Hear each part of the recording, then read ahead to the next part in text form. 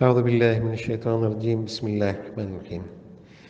قل للذين كفروا إن ينتهوا يغفر لهم ما قد سلف وإن يعودوا فقد مضت سنة الأولين وقاتلوهم حتى لا تكون فتنة ويكون الدين كله لله فإن انتهوا فإن الله بما يعملون بصير وإن تولوا فاعلموا أن الله مولاكم نعم المولى ونعم النصير واعلموا أن ما غنمتم من شيء فأن لله خمسه وللرسول ولذي القربى واليتامى والمساكين وابن السبيل إن كنتم آمنتم بالله وما أنزلنا على عبدنا يوم الفرقان يوم التقى الجمعان والله على كل شيء قدير إذ أنتم بالعدوة الدنيا وهم بالعدوة القصوى والركب أسفل منكم ولو تواعدتم لاختلفتم في الميعاد ولكن ليقضي الله أمرا كان مفعولا ليهلك من هلك عن بينة ويحيى من حي عن بينة وإن الله لسميع عليم إذ يريكهم الله في منامك قليلا ولو أراكهم كثيرا لفشلتم ولتنازعتم في الأمر ولكن الله سلم إنه عليم بذات الصدور وإذ يريكموهم إذ التقيتم في أعينكم قليلا ويقللكم في أعينهم ليقضي الله أمرا كان مفعولا وإلى الله ترجع الأمور. بسم اللہ الرحمن الرحیم. 5واں رکوع. دنیا آزمائش اور مہلت کا مقام ہے. کافر اگر ایمان لائیں تو ان کے حق میں اچھا ہے. اگر وہ دین کی مخالفت میں سرگرم رہیں تو ان سے مسلمانوں کو جہاد کرنا ہے، حکمت عملی سے بھی مقابلہ کرنا ہے. بہرحال دین پھیلانے میں کوشاں رہنا ہے، اور اسی پر اللہ اپنی حمایت اور مدد کا وعدہ فرماتا ہے. اس رکوع میں 9واں پارہ ختم ہوتا ہے. 10ویں کی ابتدا اسی چیز سے ہوتی ہے جس کے متعلق سورہ نازل ہوا، یعنی مال غنیمت. اس کے ضوابط کا بیان ہے اور مسلمانوں کی فتح کے سلسلے میں جو اللہ کے احسانات، اس کی مدد و نصرت ان کے ساتھ رہی ہے، اس کا ذکر ہے. آپ کافروں سے فرما دیجئے کہ اگر وہ دین کی مخالفت، اثار کفر سے باز آ جائیں تو جو کچھ ہو چکا ہے وہ سب انہیں معاف کر دیا جائے گا، اور اگر وہ پھر وہی کریں گے تو ان کے ساتھ بھی وہ ہوگا جو گزشتہ اقوام کا طریق پڑ چکا. اور اے مسلمانوں، تم ان کافروں سے لڑتے رہو یہاں تک کہ فساد باقی ہی نہ رہے اور دین سب اللہ ہی کا ہو جائے. پھر اگر یہ اپنی نافرمانیوں سے باز آ جائے تو اللہ ان کے کاموں کو دیکھتا ہے، ان کی نیتوں کا محتسب تو اللہ ہے. لیکن اگر وہ بظاہر بھی دین کی مخاصمت سے باز آ جائیں تو ان سے قتال کی ضرورت نہیں. اور اے مسلمانوں، اگر وہ روگردانی کریں تو خوب جان لو کہ اللہ تمہارا مولا، کارساز، پروردگار، حمایتی ہے. کیا اچھا کارساز اور کیا اچھا مددگار ہے. صوفیاء کرام کی اصطلاح میں نفس اور روح کی لڑائی میں نفس کو کافر، روح کو مومن کہتے ہیں. مومن کو اپنے نفس کے خلاف برابر جد و جہد جاری رکھنا ہے تاکہ وہ سراپا دین ہو جائے، امام حسین رضی اللہ تعالی عنہ کا دین مل جائے. حواس کو کافر اس لیے کہتے ہیں کہ وہ عادت پر لے جاتے ہیں. یہ نقطہ حضرت نے درس کے ساتھ فرمایا تھا. اللہ تعالیٰ اس جہاد کی بھی توفیق دے تاکہ باطل کے مقابلے میں حق پر قیام و قرار نصیب ہو اور استقامت پر شریعت مل جائے. اور اے مسلمانوں، جان لو کہ جو کچھ تم کو مال غنیمت حاصل ہوا، اس میں سے 5واں حصہ اللہ اور اس کے رسول کے واسطے اور رسول کے قرابت والوں کے لیے اور یتیموں اور محتاجوں اور مسافروں کے لیے ہے. اگر تم کو اللہ پر اس چیز پر ایمان ہے جو ہم نے اپنے بندے پر حق و باطل کے درمیان فیصلے کے دن، یعنی جنگ بدر کے دن فتح و نصرت اتاری، جس دن دونوں فوجوں میں مقابلہ ہوا اور مسلمان تعداد میں کم، ہتھیار بھی ان کے پاس نہ ہونے کے برابر، کفار تعداد میں بھی زیادہ، ہتھیاروں سے لیس، لیکن فتح مسلمانوں ہی کی ہوئی۔ حقیقت یہ ہے کہ اللہ ہر چیز پر قادر ہے۔ اگر مسلمانوں کو یہ یقین رہے کہ فتح اللہ کے حکم سے اور اس کی مدد ہی سے ہو سکتی ہے اور ہوئی ہے، تو یہ خمس نکالنا ان پر بار نہ ہوگا۔ اس مال غنیمت کا بہرحال 5واں حصہ اللہ اور رسول کا ہے۔ دنیا میں جنگ بدر نے حق و باطل میں تمیز کی۔ نفس و روح میں جب ٹکر ہوتی ہے، جو غالب ہوتا ہے قلب اس کے ساتھ ہوتا ہے۔ اس وقت اللہ مرد مومن اور اس کے ارادے کے درمیان میں حائل ہوتا ہے اور اس کو نفس پر فتح ملتی ہے۔ یہ کامیابی بھی اللہ ہی کی طرف سے ہے۔ ذرا یہ بھی غور کرو کہ کفار کو بدر میں کیسے پسپا کیا گیا، وہ کس ارادے سے نکلے تھے، پھر کس طرح فوج لے کر آ گئے۔ تم کس ارادے سے چلے تھے؟ مال غنیمت کی فکر میں تھے، لیکن اللہ نے یہ صورت پیدا کی، تم ان کی تعداد اور سامان حرب سے خائف، وہ تمہارے تقوی اور ایمان سے مروب، تم اس کنارے پر وہ اس کنارے پر۔ یہ صرف ظاہری طور پر نہ تھا بلکہ قلوب میں بھی یہ فرق تھا۔ سوچو اگر اللہ تم کو توفیق ارادہ بخش کر خود مدد نہ فرماتا تو حق و باطل کا یہ فیصلہ کیسے ہوتا؟ یہ تاریخی یادگار کا دن مسلمانوں کے لیے ہمیشہ کے واسطے حوصلہ افزائی کا دن کیسے بنتا؟ جس وقت تم وادی کے اس کنارے پر تھے اور وہ کفار وادی کے دوسری جانب، اور قافلہ جس پر تم حملہ کرنے اور مال غنیمت لوٹنے کے لیے نکلے تھے وہ تم سے نیچے تھا، تم سے بچتا ہوا چلا جا رہا تھا، اور اگر تم لڑائی کے لیے وقت بھی مقرر کرتے تو تم وقت مقرر سے آگے پیچھے پہنچتے۔ تمہارا ایک ساتھ وعدے پر پہنچنا اور یوں جمع ہونا حسن اتفاق نہ تھا، لیکن خدا کو منظور تھا کہ جو کام ہو کر رہنے والا تھا اسے پورا کر دے، تاکہ جس کو مرنا ہے وہ حجت تمام ہونے کے بعد مرے، اور جس کو جینا ہے وہ اتمام حجت کے بعد جیے۔ کافر دیکھ لے کہ اللہ اور اس کے رسول برحق ہے، مسلمان لا الہ الا اللہ محمد رسول اللہ پر ایمان و عمل سے حجت قائم کر دے، اور بے شک اللہ مظلوموں کی، ایمان والوں کی فریاد سننے والا، جاننے والا ہے۔ وہ صاحب قدرت، صاحب حکمت ہے، جس کو جس طرح چاہتا ہے کامیابی عطا فرماتا ہے۔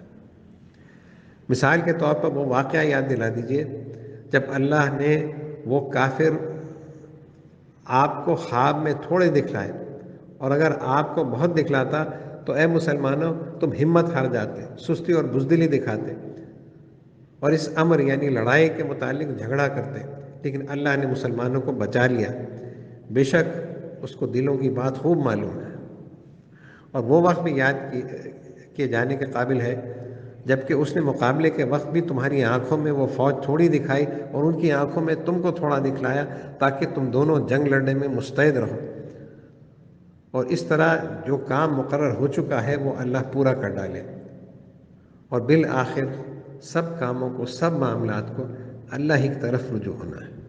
اعوذ باللہ من الشیطان الرجیم، بسم اللہ الرحمن الرحیم۔ يا أيها الذين آمنوا إذا لقيتم فئة فاثبتوا واذكروا الله كثيرا لعلكم تفلحون.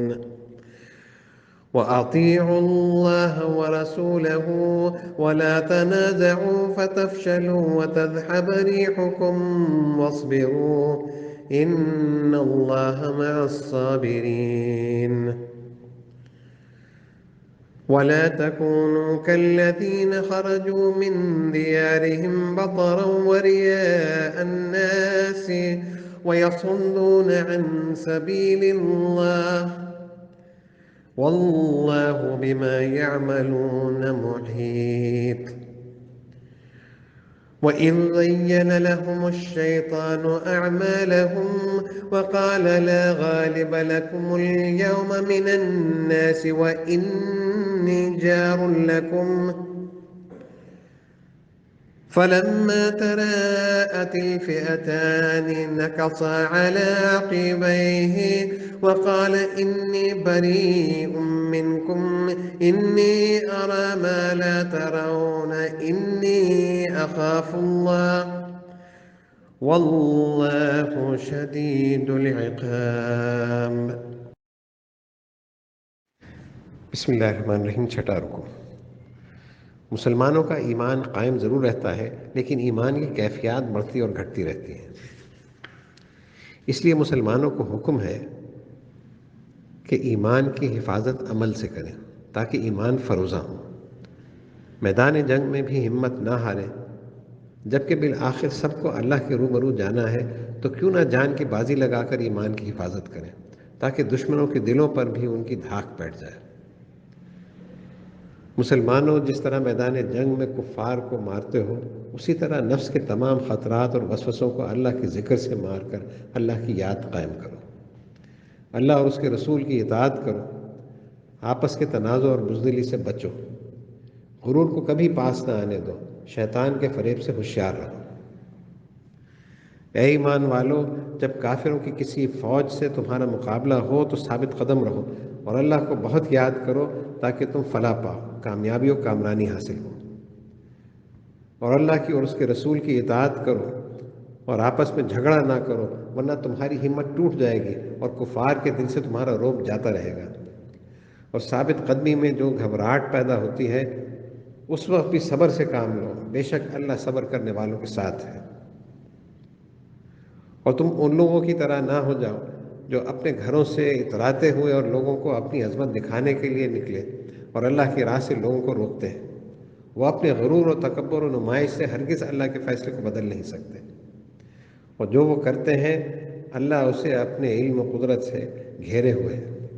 سب کچھ اللہ کے قبضہ قدرت میں ہے، وہ ان کے اعمال کا احاطہ کیے ہوئے ہیں، اس سے نکل کر کہاں جائیں گے؟ بدر میں اللہ نے دکھا دیا کہ کافروں کے غلط دعوے، ان کی نمائش، ان کا رقص و سرود، ان کا ناز و گھمنڈ کام نہ آیا۔ وہ موت کے گھاٹ اترے، مسلمان غالب ہوئے، لیکن مسلمان کو جو درس دیا جا رہا ہے وہ یہ کہ تم اپنے اعمال، اپنی نیتوں پر نظر رکھو اور تکبر سے بہرحال بچو۔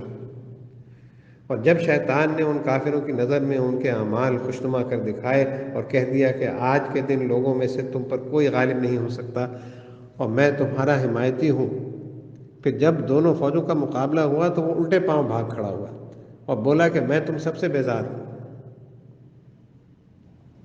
میں وہ دیکھ رہا ہوں جو تم نہیں دیکھتے، میں تو اللہ سے ڈرتا ہوں اور اللہ سخت عذاب دینے والا ہے۔ تم نے دیکھ لیا کہ بدر میں کیا ہوا، شیطان کیسا بھاگا۔ شیطان بھاگتا ہے، اللہ کا بندہ سر دے دیتا ہے، عہد کا پکا ہوتا ہے۔ اعوذ باللہ من الشیطان الرجیم، بسم اللہ الرحمن الرحیم۔ اذ يقول المنافقون والذین فی قلوبهم مرض غر هؤلاء دینهم ومن يتوكل على الله فإن الله عزيز حكيم۔ ولو ترى إذ يتوفى الذين كفروا الملائكة يضربون وجوههم وأدبارهم وذوقوا عذاب الحريق ذلك بما قدمت أيديكم وأن الله ليس بظلام للعبيد كدأب آل فرعون والذين من قبلهم كفروا بآيات الله فأخذهم الله بذنوبهم إن الله قوي شديد العقاب ذلك بأن الله لم يكن مغيرا نعمة أنعمها على قوم حتى يغيروا ما بأنفسهم وأن الله سميع عليم كدأب آل فرعون والذين من قبلهم كذبوا بآيات ربهم فأهلكناهم بذنوبهم وأغرقنا آل فرعون وكل كانوا ظالمين إن شر الدواب عند الله الذين كفروا فهم لا يؤمنون الذين عاهدت منهم ثم ينقضون عهدهم في كل مرة وهم لا يتقون فإما تثقفنهم في الحرب فشرد بهم من خلفهم لعلهم يذكرون وإما تخافن من قوم خيانة فانبذ إليهم على سواء ان اللہ لا يحب الخائنین۔ بسم اللہ الرحمن الرحیم، 7واں رکوع۔ منافقوں کو حیرت تھی کہ مسلمان جو اتنی بے سر و سامانی کی حالت میں تھے کیسے کامیاب ہوئے۔ ان منافقوں کو جو نہ اللہ اور رسول پر بھروسہ کرتے ہیں اور نہ وہ اس کے ملائکہ پر ایمان رکھتے ہیں، موت کے وقت جب توبہ کے در بند ہو چکے ہوں گے اپنے تکبر اور انکار کی حقیقت معلوم ہو جائے گی۔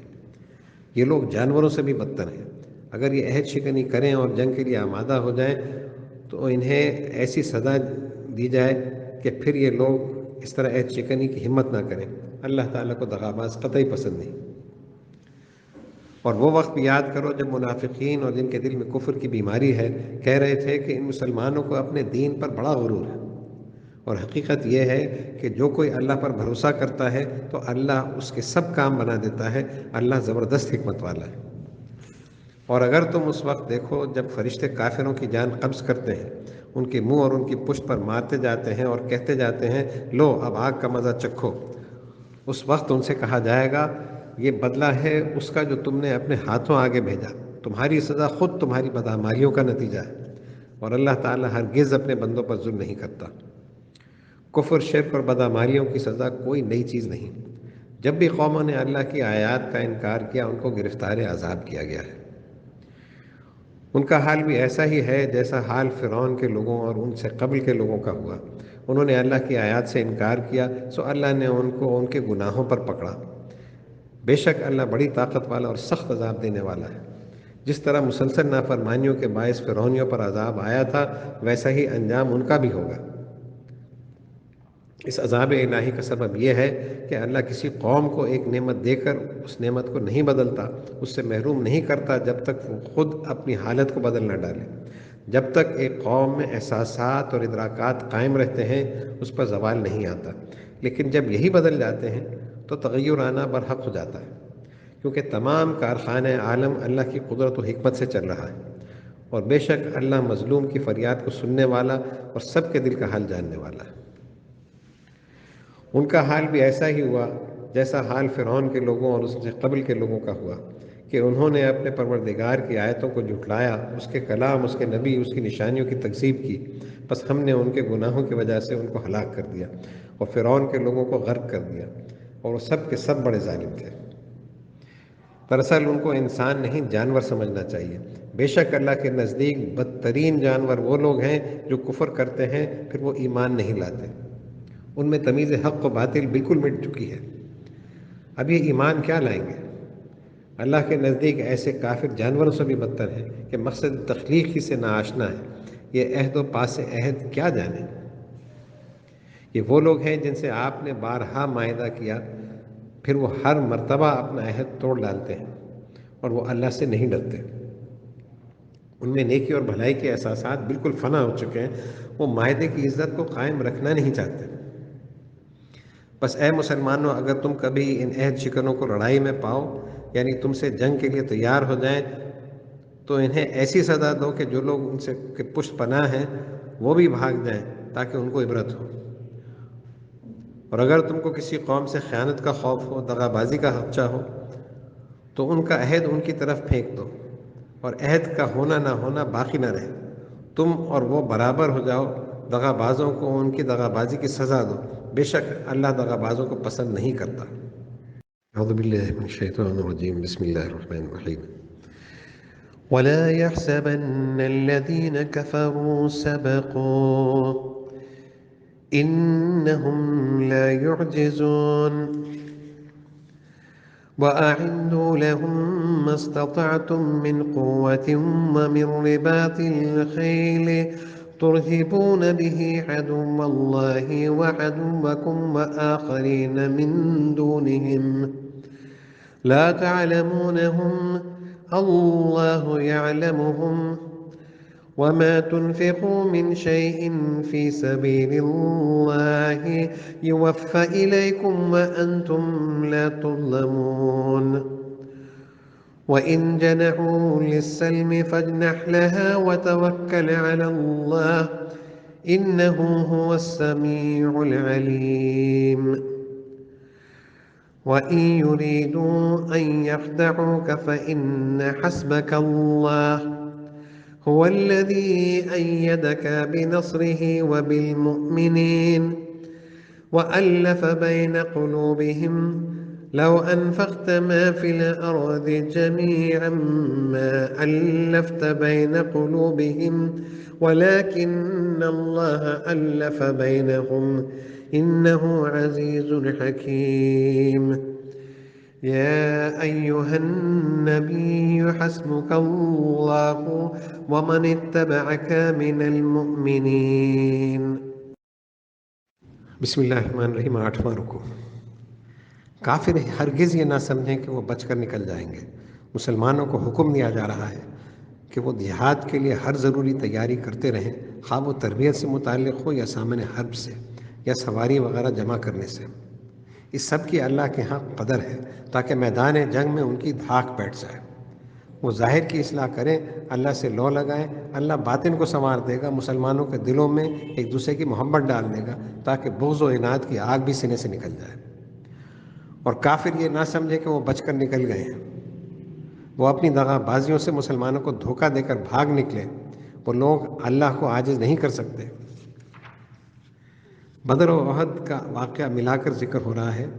جب سامان نہ ہو اور میدان میں آ جانا پڑے تو اللہ کافی ہے. جہاں تک ہو سکے سامان و اسباب کو مہیا کرنا ضروری ہے. فنون جنگ سیکھو، سامان حرب مہیا کرو تاکہ تمہاری دھاک دشمنوں پر بیٹھ جائے، اسلام کا بول بالا ہو. اور مسلمانوں، جس قدر تم سے ہو سکے اپنی قوت سے اور سدے ہوئے گھوڑوں سے مقابلے کے لیے سامان تیار رکھو کہ اس جنگی تیاری سے اللہ کے دشمنوں پر اور تمہارے دشمنوں پر تمہاری دھاک جم جائے اور ان کے سوا دوسروں پر جن کو تم نہیں جانتے لیکن اللہ ان کو جانتا ہے، ان پر تمہاری دھاک بیٹھ جائے. اس مقصد کے حصول کے لیے ضروری ہے کہ انفرادی و اجتماعی قوت کو بڑھانے کے لیے مال و دولت خرچ کیا جائے. اور جو کچھ تم اللہ کی راہ میں خرچ کرو گے اس کا تم کو پورا پورا بدلہ ملے گا اور تم پر کسی قسم کا ظلم نہ ہوگا. نہ دنیا میں تمہارا حق روکا جائے گا اور نہ آخرت میں انعامات فضل سے محروم رہو گے. جو خرچ کیا ہوگا اس سے کہیں زیادہ معاوضہ پاؤ گے. اور اگر وہ صلح کی طرف جھکیں، مائل ہوں، تو تم بھی صلح کی طرف جھکو، صلح اختیار کر سکتے ہو. اور اللہ پر بھروسہ کرو، وہی سننے والا جاننے والا ہے. بات پانی کی یہ ہے کہ صلح ہو یا جنگ، مسلمان کو بھروسہ اللہ ہی پر کرنا چاہیے. اور اے رسول، یہ دغا باز اگر یہ چاہیں کہ آپ کو دھوکہ دے تو آپ کے لیے اللہ کافی ہے. اسی نے اپنی مدد سے اور ایمان والوں کے ذریعے آپ کو طاقت بخشی، اور اسی نے ان کے یعنی مومنین کے دلوں میں ایک دوسرے کی محبت پیدا کر دی. اگر آپ جو کچھ زمین میں ہے سب کچھ بھی خرچ کر ڈالتے تب بھی ان کے دلوں میں الفت نہ ڈال سکتے، لیکن اللہ نے ان میں الفت پیدا کر دی. بے شک وہ بڑا زور آور حکمت والا ہے. قلوب کو پھیرنا یہ اللہ ہی کا کام ہے، یہ اسی سے دعا کرنے سے پھرتے ہیں. اے نبی، آپ کے لیے اللہ کافی ہے، اور جو آپ کی پیروی کرنے والے مسلمان ہیں ان کے لیے بھی، کہ اللہ اور بندے کے درمیان رسول ہی وسیلہ ہے. رسالت پر ایمان ضروری ہے، یہ خود ان کی نجات کے لیے ہے. اعوذ باللہ من الشیطان الرجیم. بسم اللہ الرحمن الرحیم. یا ایہا النبی حرض المؤمنین علی القتال إن يكن منكم 20 صابرون يغلبوا 200 وإن يكن منكم 100 يغلبوا 1000 من الذين كفروا بأنهم قوم لا يفقهون. الآن خفف الله عنكم وعلم أن فيكم ضعفا فإن يكن منكم 100 صابرة يغلبوا 200 وإن يكن منكم 1000 يغلبوا 2000 بإذن الله والله مع الصابرين. ما كان لنبي أن يكون له أسرى حتى يثخن في الأرض تريدون عرض الدنيا والله يريد الآخرة والله عزيز حكيم. لولا كتاب من الله سبق لمسكم فيما أخذتم عذاب عظيم فَكُلُوا مِمَّا غَنِمْتُمْ حَلَالًا طَيِّبًا وَاتَّقُوا اللَّهَ إِنَّ اللَّهَ غَفُورٌ رَحِيمٌ۔ بسم اللہ الرحمن الرحیم۔ نواں رکوع۔ یہ سورہ تمام تر ترغیب جہاد اور قتال سے متعلق ہے۔ دشمنوں کے ساتھ جنگ کرنے کے طریقے، اللہ پر بھروسہ، رضا الہی کے لیے لڑنا، مال و دولت سے قطع نظر کرنا، یہ وہ باتیں ہیں جو مسلمانوں کی قلیل تعداد کو دشمنوں کی کثرت پر غالب کرتی ہیں۔ بتایا گیا ہے کہ اللہ کی اعانت کس کس انداز سے آتی ہے، اس کی حکمت کس طرح کفار کی قسمتوں کا فیصلہ کرتی ہے۔ اس رکوع میں خصوصیت کے ساتھ مسلمانوں کو جہاد کا شوق دلایا جا رہا ہے اور اعانت کے وعدے کیے جا رہے ہیں۔ خصوصیت کے ساتھ اہم معاملات میں مشورے کی تعلیم ہے۔ اے نبی، مسلمانوں کو لڑائی کی ترغیب دلائیے، ان سے فرما دیجئے کہ اگر تم میں 20 مسلمان ثابت قدم رہنے والے ہوں تو وہ 200 پر غالب ہو جائیں گے، اور اگر تم میں 100 مسلمان ثابت قدم رہنے والے ہوں تو وہ 1000 کافروں پر غالب ہوں گے، اس لیے کہ وہ اہل کفر مات کی سمجھ نہیں رکھتے۔ یہ لوگ موت سے ڈرتے ہیں، ان کا اثاثہ دنیا کا مال ہے۔ مسلمان سے اس حیات مستعار کی جگہ جنت اور حیات جاویدانی کے وعدے۔ گزشتہ آیت میں جہاں ایک طرف مسلمانوں کو 10 کونے پر فتح کا مجند تھا، تو اسی قدر دشمن کے مقابلے میں ثابت قدم رہنے کا حکم، جو مسلمانوں کے لیے بڑی آزمائش تھی۔ اللہ تعالیٰ نے ان پر یہ بوجھ ہلکا کر دیا اور ثابت قدم رہنے کا حکم اور فتح کا مجدہ دگنی تعداد تک مقرر فرمایا۔ اب اللہ تعالیٰ نے تم پر بوجھ ہلکا کر دیا اور جان لیا کہ ابھی تم میں کمزوری ہے، بس اگر تم میں 100 شخص ثابت قدم رہنے والے ہوں تو وہ 200 پر غالب ہوں گے، اور اگر تم میں 1000 ہوں تو اللہ کے حکم سے 2000 پر غالب ہوں گے، اور اللہ ثابت قدم رہنے والوں کے ساتھ ہے، وہ چاہے گا تو 10,000 پر بھی فتح دے گا۔ بدر میں جو 70 کافر مسلمانوں کے ہاتھ قید ہو کر آئے، ان کے متعلق 2 رائے تھیں۔ ایک یہ کہ فدیہ لے کر ان کو چھوڑ دیا جائے، کہ اس وقت مسلمانوں کی مالی حالت بہت خراب تھی۔ اس وقت یہ اجازت تھی کہ کافروں کی طاقت توڑنے کے بعد پھر فدیہ لیا جا سکتا ہے۔ دوسری رائے یہ تھی کہ ان کو قتل کیا جائے۔ صلہ رحمی کی بنا پر اکثر صحابہ نے پہلی صورت پسند فرمائی۔ حضرت عمر رضی اللہ عنہ نے دوسری رائے سے اتفاق فرمایا۔ اللہ تعالیٰ بھی یہی فرماتا ہے۔ نبی کے شایان شان نہیں کہ اس کے قبضے میں قیدی باقی رہے جب تک کافروں کو قتل کر کے وہ زمین پر ایسا خون نہ بہا دے جس سے مسلمان کی دھاک بیٹھ جائے۔ تم لوگ دنیا کا مال و متاع چاہتے ہو اور اللہ تمہارے لیے آخرت کی نعمتیں چاہتا ہے، اور اللہ زور آور حکمت والا ہے۔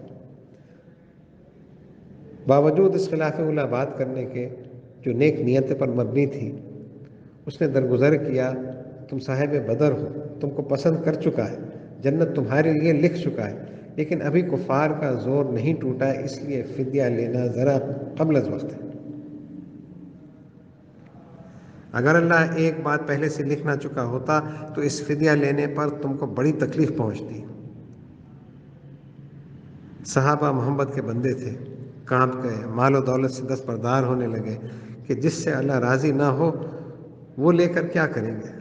اللہ کو یہی بات پسند آ گئی، پچھلا بھی معاف ہوا، رحم کا وعدہ کیا گیا، اور اس مال کے متعلق بھی حکم ہوا کہ ضرور کھاؤ پیو۔ سو جو کچھ تم کو غنیمت میں مال ملا ہے وہ کھاؤ، حلال اور پاک سمجھو، کیوں اس سے ہاتھ کھینچتے ہو، اور اللہ سے ڈرتے رہو، بے شک اللہ بڑا بخشنے والا مہربان ہے۔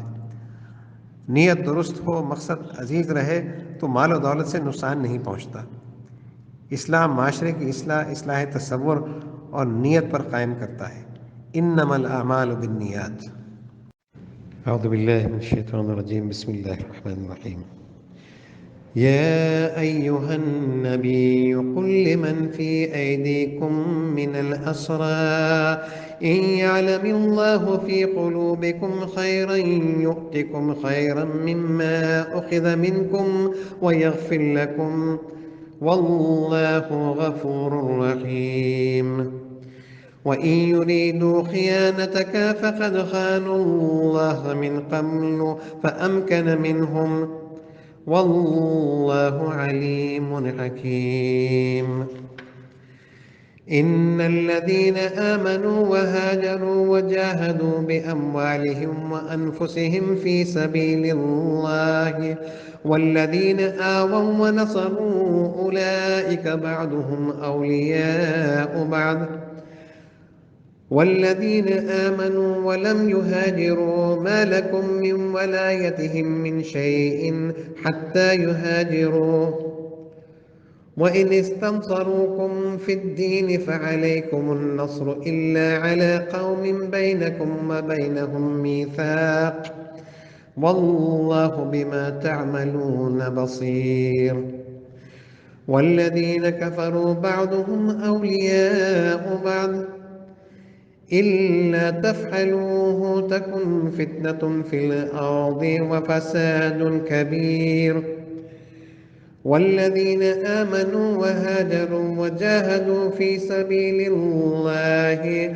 والذين آووا ونصروا أولئك هم المؤمنون حقا لهم مغفرة ورزق كريم والذين آمنوا من بعد وهاجروا وجاهدوا معكم فأولئك منكم وأولو الأرحام بعضهم أولى ببعض في كتاب الله إن الله بكل شيء عليم.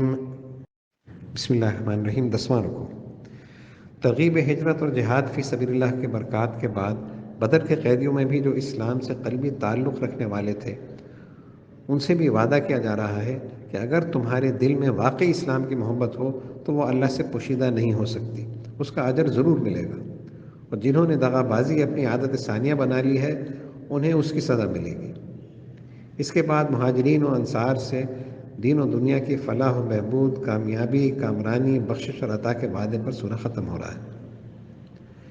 اے نبی، آپ ان قیدیوں سے جو آپ کے ہاتھ میں ہیں فرما دیجئے کہ اگر اللہ تمہارے دلوں میں نیکی جانے گا، یعنی اگر تمہارے دل میں نیک ارادے ہوں گے جن کا علم اللہ کو ہے، تو جو کچھ تم سے فدیے میں لیا گیا ہے اس سے بہتر تم کو دے گا اور تمہیں بخش دے گا، اور اللہ بڑا بخشنے والا مہربان ہے. دنیا میں بھی تم کو نعمتوں سے نوازے گا اور آخرت میں بھی اپنی بخشش اور رحمت سے سرفراز فرمائے گا. اس آیت میں حضرت عباس کی طرف اشارہ ہے جنہوں نے اپنے اسلام کا اعلان کیا تھا. دنیا نے دیکھ لیا کہ زندگی میں انہیں زر فدیے سے کہیں زیادہ دولت ملی اور ان کی بزرگی ان کی آخرت پر شاہد ہے. اور اگر ان قیدیوں کے ارادے بد ہیں اور یہ آپ سے دغا کرنا چاہتے ہیں تو آپ متعجب و کبیدہ خاطر نہ ہوں. ان کا تو یہ حال ہے کہ وہ اس سے قبل اللہ سے دغا کر چکے ہیں، بس اس نے ان پر آپ کو قابو دے دیا، اور اللہ سب کچھ جاننے والا بڑی حکمت والا ہے. وہ سب کے دلوں کا حال جانتا ہے اور اپنی حکمت کاملہ سے جو مناسب سمجھتا ہے کرتا ہے.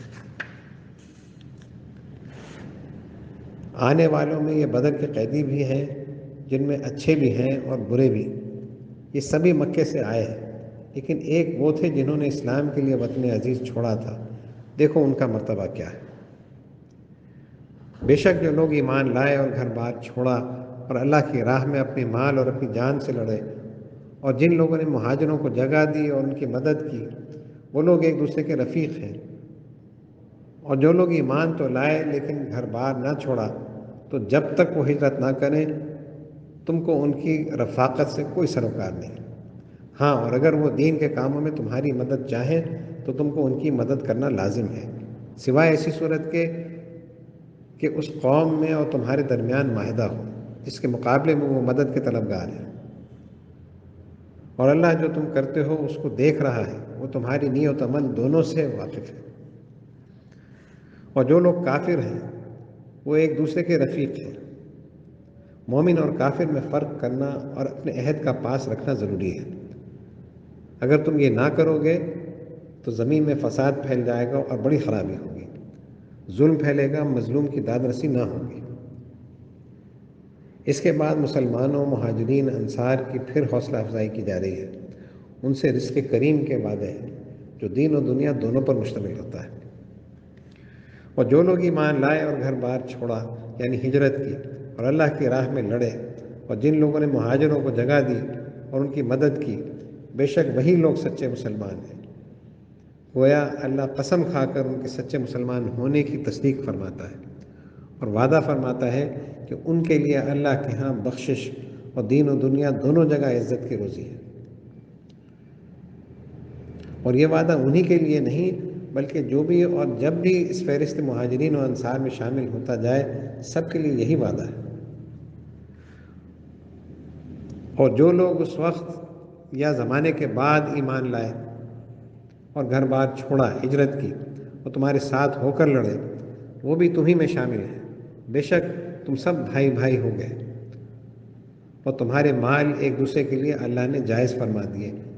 جو حقوق مقرر کیے جا چکے ہیں ان میں سر منہ فرق نہ آئے گا، اور اللہ کے حکم کے مطابق وراثت میں رشتہ دار ایک دوسرے کے زیادہ حقدار ہیں۔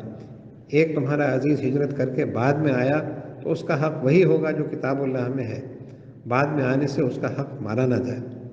بے شک اللہ ہر چیز سے خبردار ہے۔